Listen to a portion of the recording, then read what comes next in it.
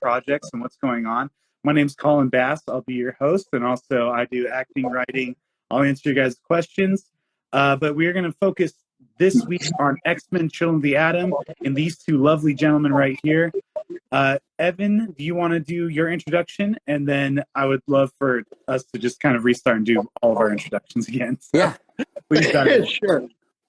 My name's Evan Feldman. I am the writer, producer, creator of a live-action X-Men Children of the Atom, heavily 90s inspired X-Men series. Along with all of those hats, I've also cast myself in the role of Eric Lanchier, 92. Awesome. And giving me the naughty, as he should be, from his very nice posh fireplace and what I can only assume must be Westchester, is the lovely actor who we've got the role of Sir Professor Charles Francis Xavier himself. Yes, my boss, my father figure.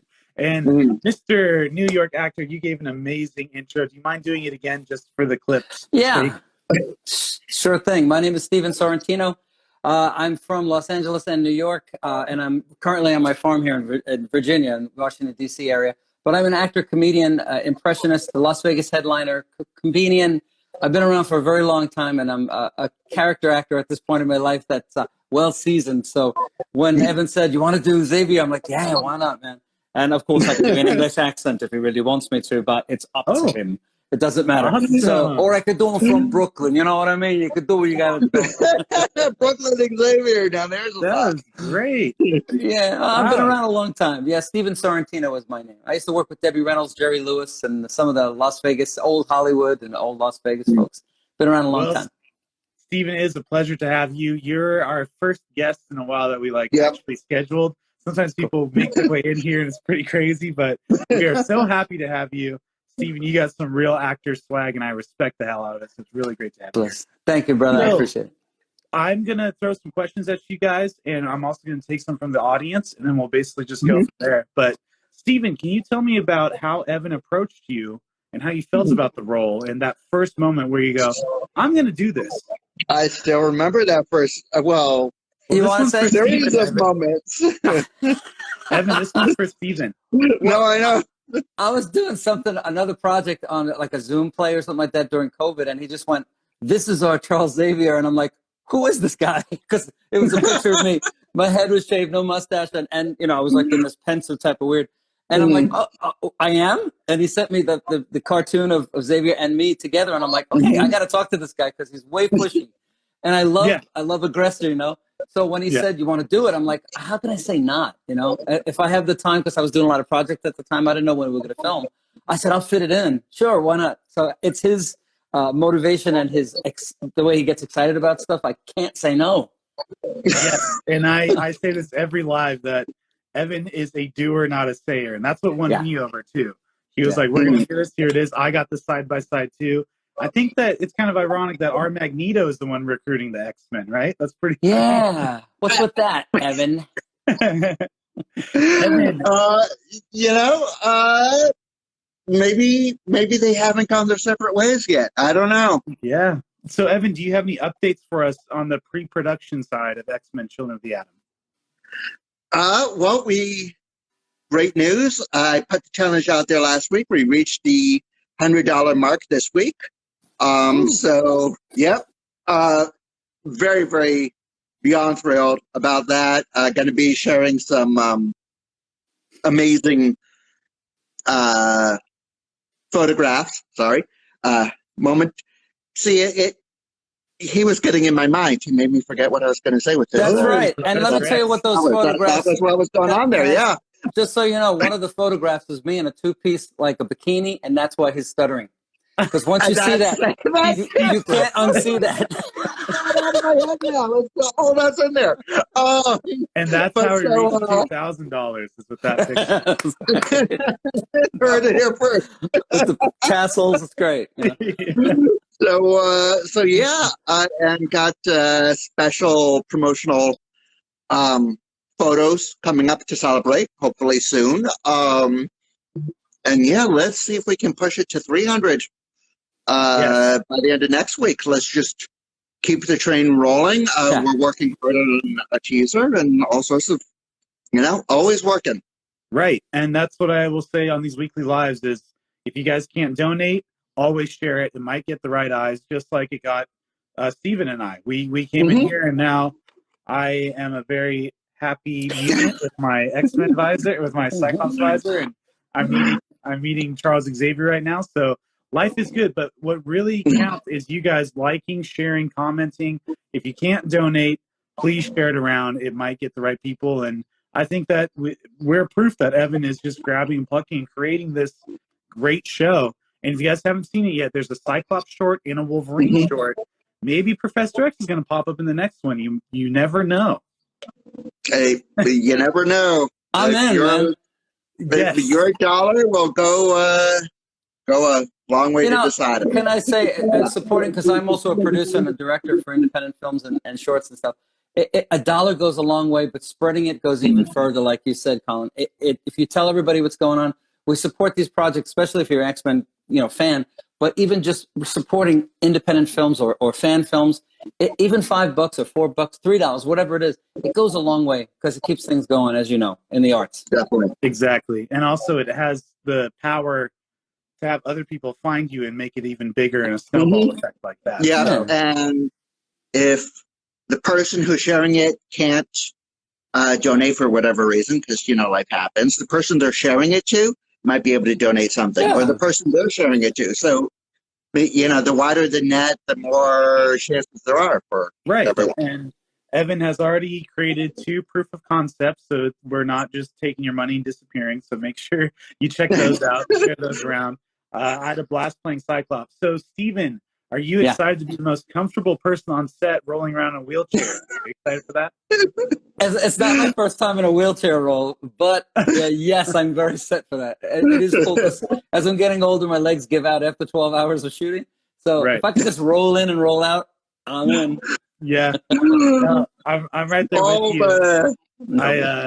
I do a bunch of different superhero shows, and there's sometimes where I was like, man, I wish I was Charles Xavier to roll up. Yeah, just show up, man. Just get dressed up nice, be in character, and roll in. Yes, exactly. Place a comfortable blanket over your legs. Get a cup of tea. What could be better? So that's right. This next question is for all of us. The topic is dream role. Is there a pre-existing character that you would consider your dream role? Let's start with Evan. I kind of already cast myself in it. So Maggie's your dream. Okay. Cool. Yeah. That's an easy answer. How about you, Steven? Very easy answer. Yeah, no, I've just always had a very close affinity for the character. Always, so yeah, very easy. I don't know, because I'm a writer myself, and I've been asked that about 8. I have a movie out right now called A Redemption and Regret with Sonny the Heat. A Tale of Redemption and Regret with, and I won like 49 awards internationally, which was a blowout for me. Half of them are behind me. Wow. That was a great role, but it just came to me from somebody else's brain. And now I've written a new film called Amends of the Father, which we just filmed. And I think it's whatever I'm working on currently is my dream role. I don't know. I used to have I think it sounds like a cop-out answer, but it's true. I think your publicist will be really happy with that. Yeah, it sounds like a publicist's dream to say that, but it's the truth. I don't have a dream role. It's in here somewhere, and it'll come out. Okay, eventually. So you might write your dream role someday. Or I wrote it, the last one, Amends of the Father. It's about me. It's about my struggle as an 80s rocker in New York. Alcohol, drugs, and stuff like that, getting my stuff together. And present day and how I try to deal with life, not have kind of blocked my own success back in the day. And that's what the movie's about. It should come out. Hopefully we'll have it in Sundance as the premiere. But so that's my dream role, playing me as a weirdo. I don't know. Xavier's my second best. Still playing yourself, basically. Yeah. No. Okay, we are moving outside the realm of X-Men for now. Let's talk about our origin stories. So, you know, Mm. the thing about filmmaking and even fan films in general, these independent films, is you might bring over fans from different genres just because they love your work. So, for a big nerd like me, it was superheroes that made me want to start acting and writing and, diving into this world. But is there a significant hero in your childhood that you remember and going, that is my favorite. I am passionate Mm. about that, or that's what I want to do. Do you have a moment like that for both of you? Evan, Yes. go ahead. Okay. So for me, it's easy. My earliest childhood memory is one of my eldest cousins. Uh, when me and my sister were like young kids, would always uh, mimic the Wicked Witch from the Wizard of Oz film. And Margaret she Hamilton. always did the laugh. And as a child, I don't know what it was, but it's one of those things that would just brighten up my day, and I just could not get enough. Mm. And I think that was, looking back, that was really kind of the genesis, the spark that made me go, there might be something to this whole acting thing. Wow, I wasn't expecting that, but that's a great answer. How about you, Steven?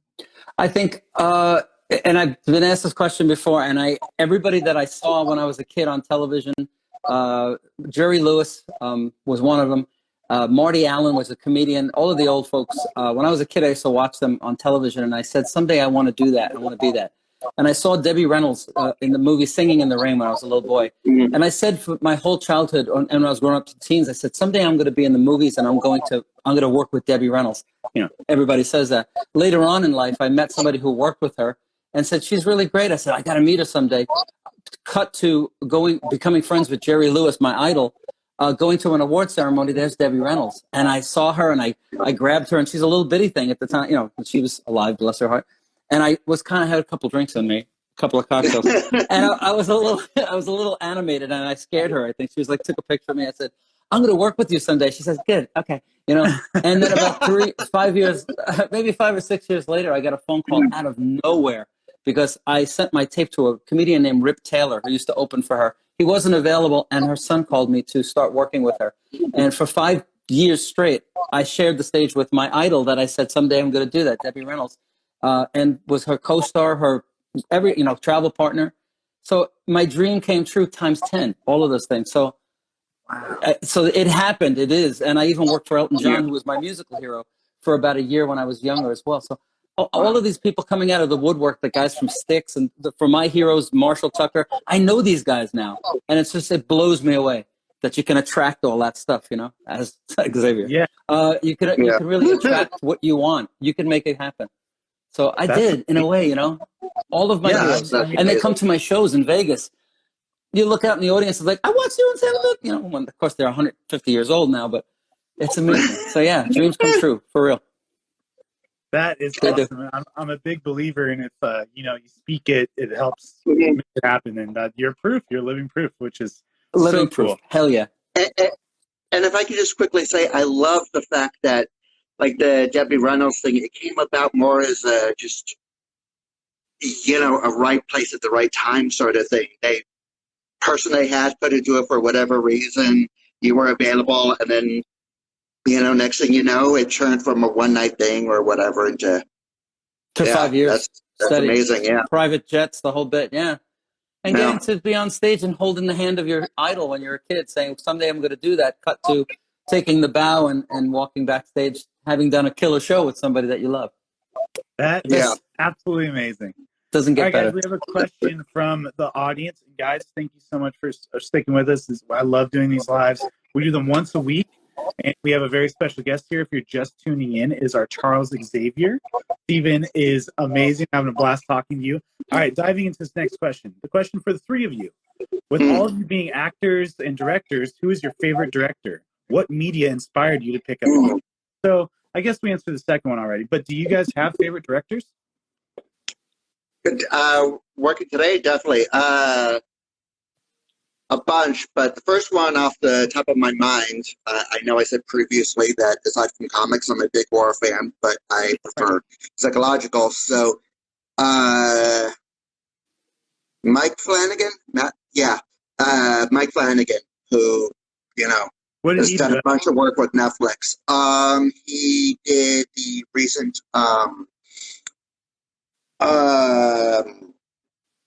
You sure God, he's your favorite? Hmm? The show on Alzheimer's. You know the director. Again, it's that Xavier thing. He keeps on creeping into my mind. Now, why don't you go and we'll come back? I'll go. Please, Steven. Save me. He said, please, Steven. I'm out of here. This show is brought to you by Ginkgo biloba. Don't forget to take your Ginkgo biloba every day from memory. My favorite directors are the classics. I mean, Hitchcock, of course, because of the angles. He's not alive. The other guy is oh my God, it's Citizen Kane. What's his name? Yeah, what's his face? Wait, no. We suck today. Yeah, We really no, do. Hitchcock, What is the other going guy. on?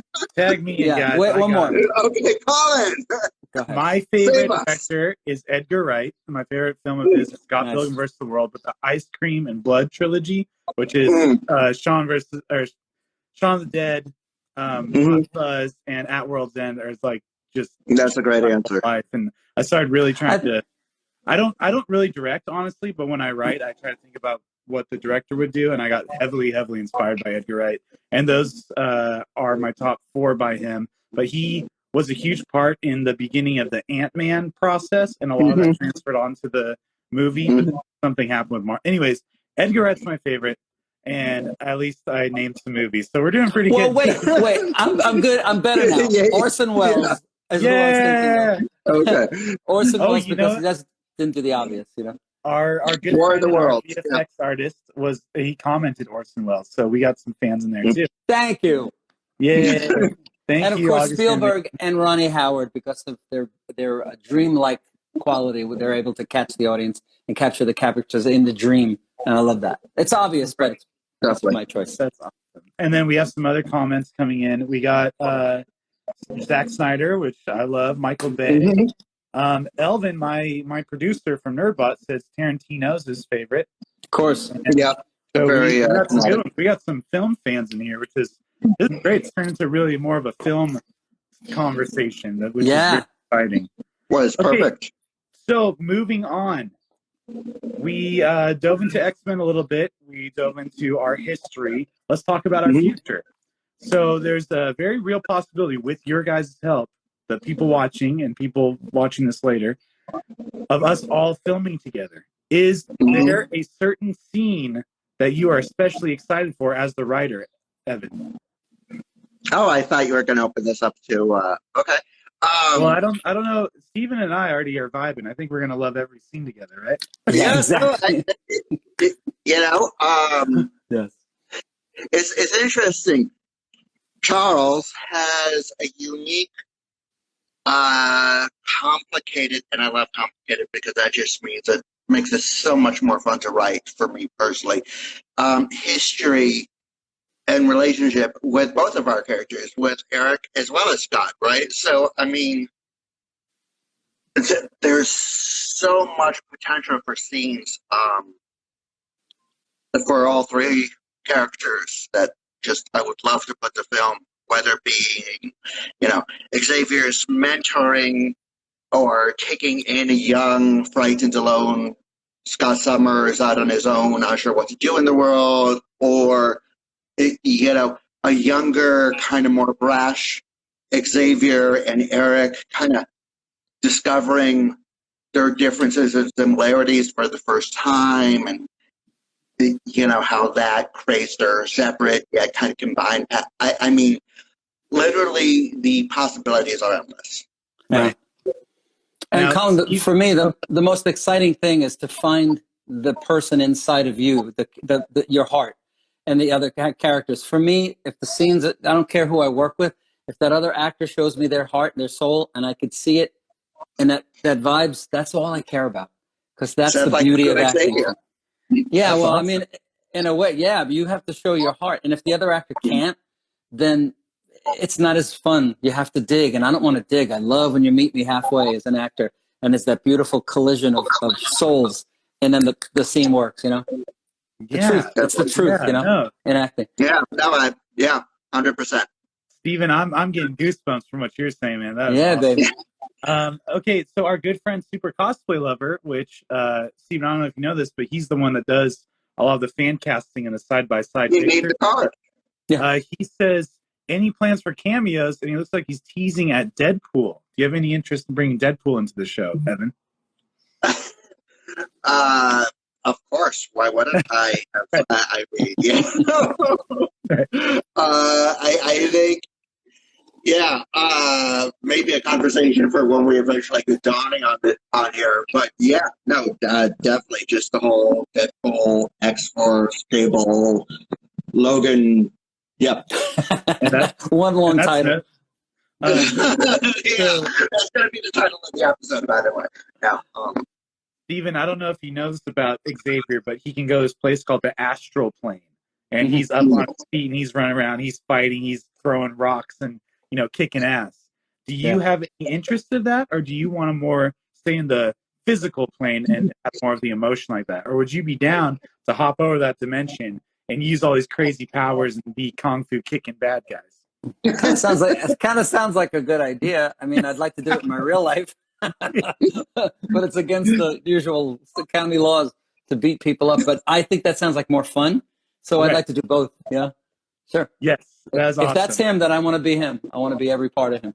As an actor, I want to engulf it, Exactly. That's one of my favorite scenes with Xavier in general is when they go to the astral plane. I think. Well, I mean, like the Shadow King right there. Yes, the Shadow King would be great. We have a good friend here, ATO Worldwide, just joined the chat. He's saying hello. He was the one asking really great questions last week. So hello, everyone. Hello, ATO. All right, guys. So this is probably my favorite live so far. Not trying to kiss Steven's ass or Xavier's ass. So are there any... Oh, Scott, you're such a kiss. You're such a teacher. Teacher's pet, right? All right. I say that we do some closing remarks, and then I say that I'm going to put my visor on. We have Xavier do the telepath thing, and then Magneto, something evil, and then you can use that as your cover photo for when you post it, Evan. What do you guys think? Perfect.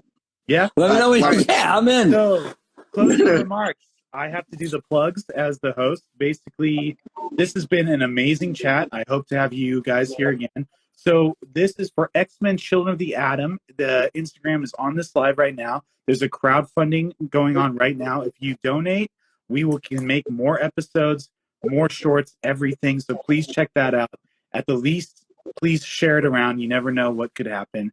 I'm Colin Bass. I've been your host, and I'll be playing Cyclops in X-Men Children of the Atom. We'll pass it to Mr. Evan from here, and then we'll go to Steven, and then we'll get our cool picture.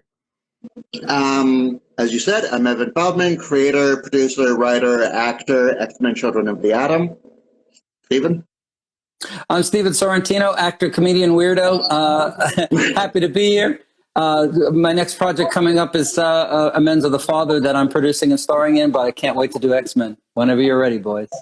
All right, guys. Get ready right now, and we'll pose. Boom. There's the cover photo.